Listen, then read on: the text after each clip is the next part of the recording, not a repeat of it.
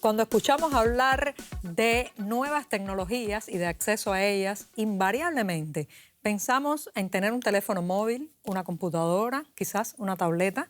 Sin embargo, el asunto es mucho más complejo que poseer o no uno de estos dispositivos de pantalla o teclado. Hoy, La Voz de tus Derechos estará hablando justamente de la brecha digital, los nuevos espacios de exclusión.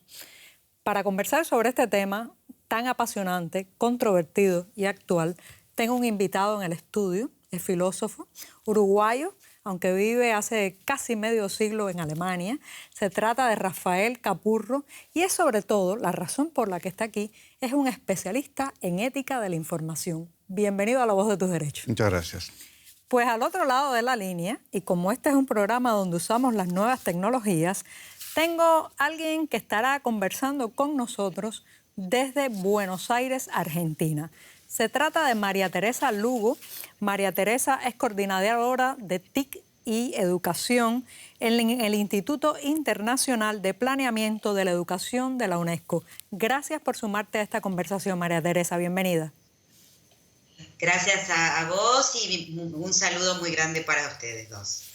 Bueno, pues vuelvo contigo, Rafael, porque te presentaba y decía que eres un especialista en ética de la información, en ética también, en el sentido amplio de la palabra.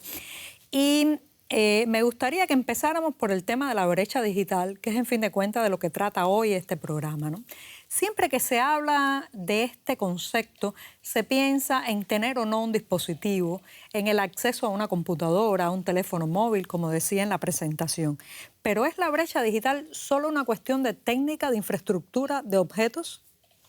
Es, pero no solo, ¿no? O sea, hay todo un contexto cultural, de capacidad, económico también, que tiene influencia en la exclusión o de inclusión de parte de la población que tal vez tenga menos recursos y demás a la era digital, que es una era en la que estamos viviendo.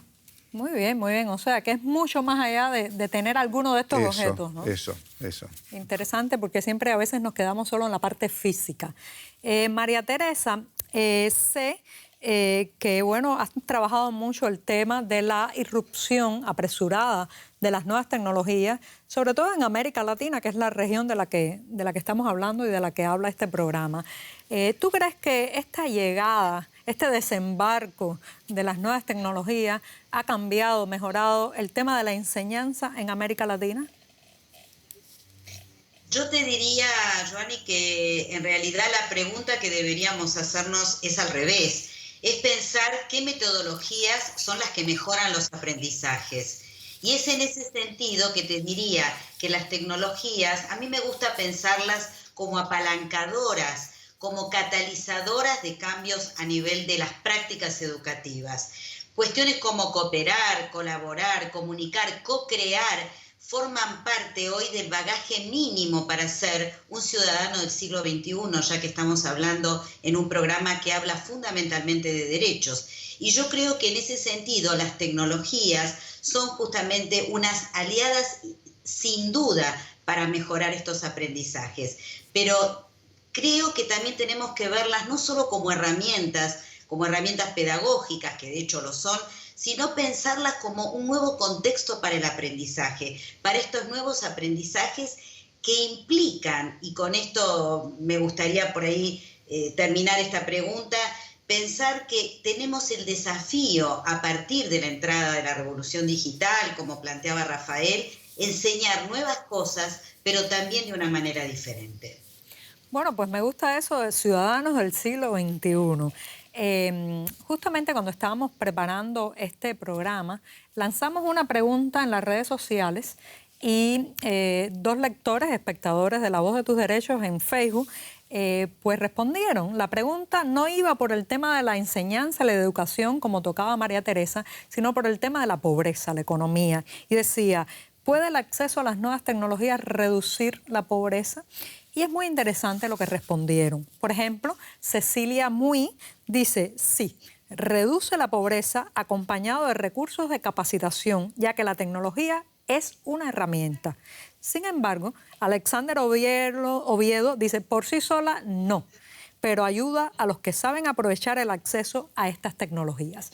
Y con esa palabra, tecnología, vuelvo a ti, Rafael, porque me pregunto si basta tener una computadora, un teléfono, o además hay que tener la capacitación no solamente para usarla, sino para potenciar su uso. Claro, no, es evidente lo que decía recién María Teresa, de que hay todo un contexto social, histórico, cultural, los fantasmas y los deseos que uno pone en los objetos. Los objetos no son simplemente objetos, son siempre en un contexto de deseos y de esperanzas y de decepciones, a los cuales los objetos digitales también están eminentemente conectados, de modo que hay que ver siempre qué tipo de deseos y de esperanzas se ponen en esos objetos, por quiénes, cómo son transmitidos esos deseos dentro del contexto cultural de una nación, como por ejemplo ahora en Latinoamérica. O sea, ¿qué es lo que estamos esperando? ¿Cuáles son los miedos y digamos, las oportunidades que nos está dando, que pensamos que nos va a dar? No, estoy pensando mientras hablas, Rafael, porque hay mucha gente que sataniza las tecnologías de per se. Eso. Y quizás están pensando en una parte de las tecnologías. O sea, la madre que se molesta porque el niño se pasa todo el día frente al videojuego, quizás no comprende que también la tecnología puede acercarlo a la información, a los cursos a distancia, al contenido de Wikipedia. Y hay un montón de maravillosos conocimientos que están ahí y la tecnología es el puente. Ahí está. Y está en ese contexto donde por un lado se demoniza, por otro lado las tecnologías, como toda tecnología, no solo esta, y por otro lado se la pone en el cielo como diciendo esta va a ser la salvación de todo y demás. Sí, por supuesto que ni el uno extremo ni el otro son verdaderos, sino que se da todo un proceso de adaptación cultural en la vida de la gente, diciendo, bueno, ¿en qué momento, para qué estoy utilizando este tipo de objetos? ¿Y qué es lo que estoy esperando que me den? Como que eso yo creo que es lo que tiene que tematizarse a nivel de reflexión, de investigación y a nivel de aplicación. Es decir, ¿ves qué es lo que está pasando? Análisis empíricos. Por ejemplo, en las escuelas públicas en Uruguay, pues tenemos un proyecto de hace 10 años, el Plan Ceibal, ¿no? ¿Qué efectos tiene? Proyecto estatal, ¿no? Hace 10 años, sí. Por el presidente Vázquez. Y bueno, 10 años es mucho tiempo, sí. ¿No? De modo que el concepto de brecha digital es un concepto histórico, o sea que va cambiando. ¿Qué significa brecha digital hace 10 años? Cuando se creó, no es lo mismo, exactamente.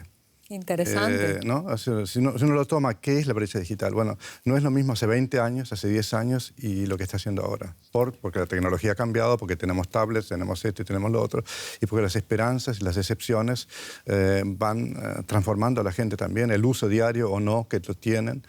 Todo eso hay que ver concretamente, ¿no? Analizar concretamente. Y eso creo que la UNESCO tiene que aportar mucho en este caso. Sí, ¿no? Pero me gusta mucho el ejemplo que has puesto del trabajo que están haciendo en Uruguay también para llevar estas tecnologías a las escuelas, o al menos que los jóvenes y los niños reflexionen de otra manera sobre las tecnologías.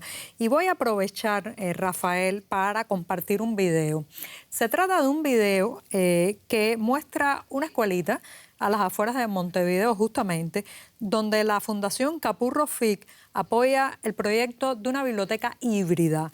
Esto está llevado por estudiantes de la Universidad de la República e intenta combinar el viejo libro, el tradicional, en papel, ese que pesa y huele entre las manos, con las nuevas tecnologías. Veamos el video.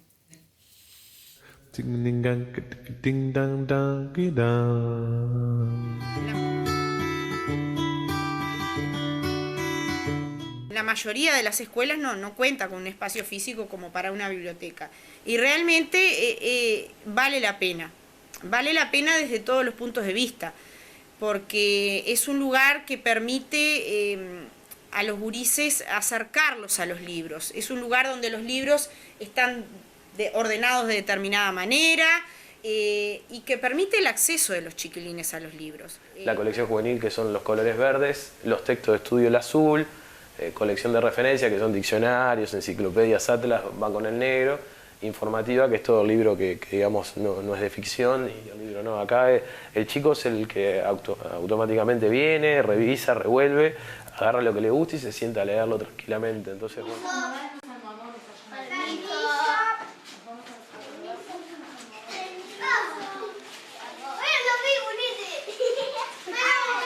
Es hora de acostarse, dijo la bruja Winnie cuando el reloj dio las 12. Las brujas siempre se acuestan a medianoche. Winnie apagó las luces y subió las escaleras. Mi escuela tiene algo de casa, tiene algo de hermano, tiene algo de plaza. Muy lindas imágenes, ¿eh? Y me recuerdan que este es La Voz de tus Derechos, un espacio donde intentamos abrir una ventana allí donde la puerta parece cerrada. Y hoy esta ventana está a medio camino entre un libro y un móvil. Y me voy contigo, María Teresa. Esta imagen que hemos visto, este video que compartió con nosotros Rafael del proyecto en el que él colabora, me ha motivado una pregunta que quizás me puedas ayudar a encontrarle respuesta. ¿Conoces de otros proyectos al estilo de este que han ayudado a través de las nuevas tecnologías, por ejemplo, a reducir el tema de la violencia, a quizás incluir socialmente a personas que se sienten excluidas e incluso a disminuir la deserción social, un problema, la deserción escolar, un problema tan serio en América Latina? De alguna manera quiero retomar la idea de lo que estaban conversando Rafael y tú, y tiene que ver con entender esta inclusión de las tecnologías en los sistemas educativos de América Latina y en las sociedades de América Latina como políticas públicas que implican garantizar determinados derechos, derecho a la educación, derecho a la salud, etc. Entonces, enmarcadas desde esta concepción y desde este enfoque de derechos, yo diría que las brechas digitales también en América Latina adquieren un lugar preponderante en cuanto a la entrada de la tecnología para poder achicarlas. La brecha de acceso con estos programas y estas políticas públicas, Ceibal es un ejemplo al respecto, implica también encarar esta segunda brecha, que no es la del acceso, sino que es la del capital cultural necesario para poder hacer un uso potente de la tecnología, y yo aclararía, no solamente un uso, sino el poder crear con tecnología y crear tecnología. Y acá está el tema de la programación, que yo creo que hoy en nuestra región es un tema, es una deuda pendiente, y quiero contar el ejemplo en Costa Rica de niñas programadoras que toma dos brechas, toma la brecha vinculada con la apropiación de la tecnología en relación con la programación y la robótica, pero también una brecha que está muy invisibilizada, que es la brecha de género vinculada con la tecnología. Las mujeres tienen una capacidad infinita para poder apropiarse de la tecnología, sin embargo, el acceso a las tecnologías es muchísimo menor. Voy a dar un ejemplo. A nivel mundial, 200 millones menos de mujeres que de hombres poseen un celular, para algo que hoy está prácticamente universalizado. Ese es un dato importante que quiero complementar con el caso de la Wikipedia, donde el 20% de las páginas de edición de Wikipedia están hechas por mujeres. Solo el 20%. Aún páginas que tratan sobre mujeres están escritas por hombres. Entonces quiero aclarar que este 2080 nos alerta de que tenemos que atender las brechas digitales, pero también cruzadas por el tema de la tecnología. Y el otro ejemplo que quiero comentar es también del Plan Ceibal, que es esto que podemos llamar la educación a lo largo de la vida, y que es el Plan Ibirapitá, y que justamente ofrece el acceso de tecnología y enseña a utilizar la tecnología a lo que son adultos mayores. Muy interesante. Muy bien, eso también enseñar a los adultos mayores, no solamente a los niños. Y vuelvo contigo, Rafael, porque hemos estado hablando aquí todo el tiempo de brecha digital, pero se habla frecuentemente de esto, por ejemplo, en los espacios académicos se investiga. ¿Conoces trabajos que se estén haciendo no solamente sobre brecha digital, sino también sobre ética de la información, por ejemplo, un concepto que ya hemos mencionado? Bueno, de hecho la ética de la información tiene una larga historia, no nace hace unos pocos años, pero con la influencia de la UNESCO, por ejemplo, en el fin del siglo pasado ya comienza a tomar más importancia, porque cuando las nuevas tecnologías tienen impacto en la sociedad, la reflexión sobre ese impacto lleva a plantearse preguntas normativas de cuáles son las reglas, qué es lo que va a ser la buena vida con las nuevas tecnologías y demás. Cito solamente un ejemplo. Yo he ayudado a crear un Center of Excellence for Information Ethics en la Universidad de Pretoria, en Sudáfrica, que es muy activo hace 10 años en distintos países africanos.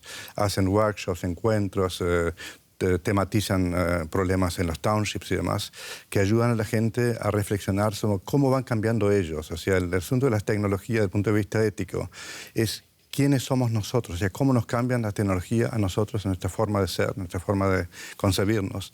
Ese es el tema ético, o sea, quién soy, no qué soy, sino quién soy, quiénes somos en el siglo XXI. Y eso hay que hacer una especie de digamos, centros de reflexión y de investigación empírica y filosófica. Y creo que eso sería importante hacerlo en universidades en Latinoamérica.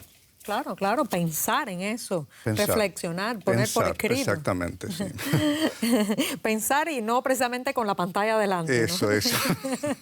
María Teresa, me motiva mucho esto que estamos hablando, es un tema que me toca muy de cerca, claro, las tecnologías, la capacidad de expresión, de hacer relaciones también, los límites, los alcances y los problemas de la tecnología. Y precisamente de eso te quería preguntar, ¿crees que, por ejemplo, integrar las nuevas tecnologías a las aulas, a la enseñanza, pasa por borrar lo que sabemos sobre la enseñanza, por echar abajo los planes educativos que conocemos actualmente y hacer nuevos? Bueno, yo creo que si hay un impacto fuerte de lo digital en los sistemas educativos y en la escuela, tiene que ver con la construcción del conocimiento. Yo creo que ese es el principal impacto que estamos teniendo. Por supuesto que también impacta en relación con la organización, la gestión de la escuela, los tiempos, los espacios, los agrupamientos de personas que se simplifican y por supuesto se acercan mucho más a través de la tecnología. Pero esta mirada hacia lo que es la construcción de conocimiento, la posibilidad de trabajar con otros, a mí me gusta decir que hoy, si hay algo que el impacto a la escuela hace la tecnología, es esta idea de que juntos somos más inteligentes. En definitiva, esta inteligencia distribuida, esta manera de hacer escuela, de hacer educación, de construir conocimiento con otros. Entonces, me parece que en primer lugar esto es un cambio importante y que implica que la escuela también se tiene que reposicionar frente a esta situación con algunos cambios. Es difícil, es complejo y tenemos que desaprender muchas rutinas, muchas matrices con las que fuimos educados en la formación docente de cada uno de nosotros. Yo como educadora lo sé permanentemente, pero creo que este es el desafío y también es la oportunidad que tenemos de recuperar un lugar como escuela, como institución valorada, querida, y romper con lo que podríamos decir es la baja relevancia curricular que se enseña y algo que también la tecnología contribuye, que es la desconexión con lo contemporáneo que presenta hoy los sistemas educativos de América Latina, no quiero generalizar, pero en muchos de nuestros países. Entonces me parece que por ahí pasa la cuestión en poder tener la capacidad de desaprender, de trabajar con otros, de construir redes de conocimiento y no solo de información, de poder construir con otros conocimiento relevante y animarse también a poder achicar, lo voy a plantear en estos términos, esta brecha de expectativas entre lo que los estudiantes están necesitando, nuestros estudiantes en América Latina, y lo que la propuesta educativa, la escuela, nosotros como educadores les estamos ofreciendo. Rafael, en el video que vimos y además en esta conversación ha salido varias veces Uruguay como país y las iniciativas que se están llevando a cabo. Me gustaría que me dieras más detalles de qué se ha logrado, hasta dónde se ha llegado, cuánto se ha visto cambiar a esos niños a partir de que se les acerque o a las formas tradicionales o a las más modernas. Ujú. Bueno, estamos hablando del Plan Ceibal, habíamos ya mencionado, que hace 10 años. Y la evaluación del Plan Ceibal es mixta, digamos. El Plan Ceibal ha sido un gran esfuerzo del país, un país chiquito, Uruguay, ¿no?, que ha tenido ese gran esfuerzo, y ha traído las ceibalitas, o sea, las laptops a los... Son estas pequeñas laptops. Pequeñas laptops, ajustadas para niños. One laptop per child. Wow. Es una época, Sí. el MIT, una época, hace 10 años. Y decíamos recién que 10 años es mucho, ¿no? De modo que uno dice, claro, fue un proceso también, es bastante complicado en los últimos 10 años. Pero creo que ha sido un paso importante para ese pequeño país, es decir, bueno, queremos crear cierta igualdad, digamos, de oportunidades en las escuelas públicas. Ahora, como decía recién María Teresa, lo importante no es solo un plan Ceibal que es top-down, o sea, distribuido, digamos, centralizado, sino darle la oportunidad a las escuelas de crear sus propios espacios digitales, ¿no? Y darles la oportunidad material, digamos, desde el punto de vista de hardware y software, que ellas mismas lo hagan, o sea, no tanto centralizado, sino descentralizado, y incluir ahí a los profesionales clásicos, como son los bibliotecólogos, por ejemplo, ¿no? O sea, no solo Esa profesión que algunos creen extinta. Eso, pero justamente es porque la brecha digital crea una brecha entre lo análogo y lo digital. Y yo creo que el problema que tenemos que superar es la brecha entre lo análogo y lo digital, sin pretender transformar todo lo análogo en lo digital y hacer que lo digital sea el globo, digamos, total, ni tampoco decir lo digital es una cosa que está causando más estragos que cosas buenas. O sea, la brecha es en el fondo entre el mundo real, físico de la gente, sus problemas concretos reales, y esa esfera de lo digital que está ahí y que está entrando cada vez más en el mundo diario de las escuelas, y crear escuelas 2.0, que serán escuelas que desde sí mismas creen espacios digitales, tengan sus propios websites, creen ellas mismas contenidos, en vez de dejarse, digamos, Sí, traer el contenido desde el punto de vista central, sino crear desde abajo, digamos, Claro. y crear redes de escuelas en las cuales las bibliotecas escolares tendrían un punto central, serían un punto central, híbridas. Eso suena muy bonito. Vamos a ver cómo en América Latina logramos Ok, llevarlo a la es una práctica. pequeña visión. Exacto. María Teresa, rápidamente voy contigo, porque mientras hablaba con Rafael, me venía a la cabeza la imagen de alguien como nosotros estamos haciendo, hablando por videoconferencia, los familiares que están alejados por el Atlántico por medio, que se reúnen para hablar, lloran, ríen, se cuentan las anécdotas del cada día. O sea, a través de la tecnología se transmite emoción. Hay personas que establecen lazos humanos, hacen amistad. No hay una frialdad solamente en esa pantalla. ¿Tú crees que además de la enseñanza, pues, se puede aprovechar este potencial de conectar humanamente, de generar emociones, de generar pasiones también de las nuevas tecnologías? Yo creo que para poder hacer eso, en primer lugar, necesitamos conectividad, porque estamos dando por sentado que América Latina, en todos los países, se produce lo que podría yo llamar el milagro uruguayo en cuanto a poder tener toda la conectividad resuelta, o por lo menos en su gran medida. La realidad es que esto es una deuda pendiente de América Latina, y no quiero dejar de decirlo, porque si no, el panorama que estamos ofreciendo es un panorama irreal. O sea, una de las deudas, y quizás una deuda complicada de poder resolver por la geografía de América Latina, por las dificultades vinculadas con los operadores tecnológicos, con la relación compleja entre lo público y lo privado, que cuando hablamos de derechos vinculados con las tecnologías y que hacen a esta construcción de la política pública, yo creo que la primera cuestión es esa: tenemos que poder garantizar y ir logrando paulatinamente una conectividad simétrica de bajo costo y estable, sobre todo, para que esto pueda ser una realidad. Lo que hoy estamos haciendo en el programa me parece que es una puerta de entrada, una evidencia vinculada con esto. Empezar a hablar del tema, ese es el punto. Y me voy con lo del milagro uruguayo. Me gustó esa frase de María Teresa, porque evidentemente todavía la región es muy desigual en muchos sentidos, y en el tema digital también. Entonces, me gustaría, Rafael, cerrar brevemente contigo. ¿Cuáles son los mayores retos para cortar esa brecha? Muy rápidamente. ¿Qué? La conectividad física, evidentemente, lo que hablamos recién, lo que decía María Teresa, evidentemente, no solo en Latinoamérica, sino en otras regiones como África y demás. Y después dar oportunidad a los agentes, las escuelas y demás, para que ellos mismos, desde sí mismos, vayan creando, realizando sus deseos y sus intereses. Muy y demás. bien, me gusta. Muchísimas gracias, Rafael. Y entonces, bueno, ¿qué decirles? Jack, ven, no se trata solamente de no tener dispositivos, hay muchos que no los tienen, otros no tienen cobertura y otros viven bajo la censura. En América Latina, las causas de la brecha digital son tantas como negativos sus efectos. Muchas gracias.